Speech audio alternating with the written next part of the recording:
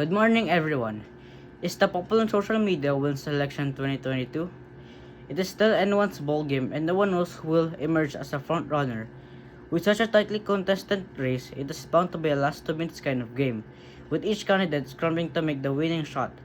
How exactly will the candidates swing the votes in their favor on election day? It will likely be through a number of factors: track record or lack of it, patronage, party machinery, vote buying, and yes, the constant use of social media. In 1998, texting became popular in the Philippines, which later earned the undisputed title of texting capital of the world. During the 1986 People Power Revolution against President Marcos, cell phones did not yet exist. The late dictator was toppled by activists using radio broadcasts, placards, and flyers. For millennials, social media is the lifeline of information or misinformation. Social media can provide free advertisement, highlight important advocacy work, make speeches and statements readily available, and help candidates promote their campaign messages widely and freely. In that sense, it can be seen as democratizing the electoral process, except that's not what always happens.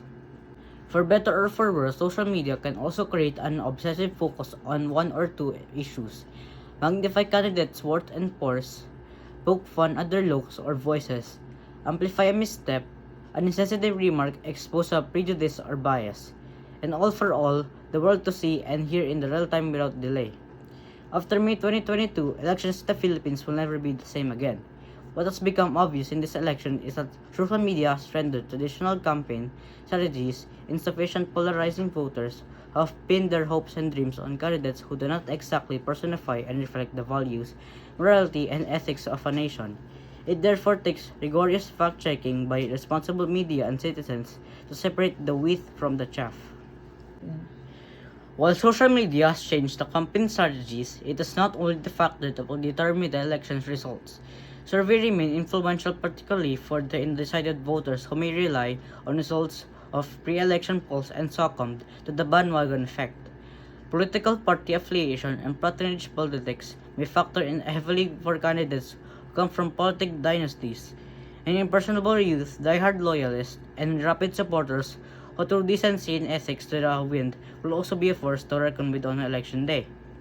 But most importantly, the candidates themselves will play the biggest role in swaying opinion and whether or not they connect with voters, or implode once the bubble bursts and their lack of experience. Less than sterling track record, corruption charges, historical atrocities, or human rights violations remain etched in the minds of the voters. Social media has dramatically changed the dynamics of the elections in the Philippines. Set spin doctors as spinning and apologies after whenever the damaging sound, bite slurs, and insensitive remarks are let loose by their candidates. The posts, tweets, and viral videos have polarized the nation, making this the most vicious election season in history.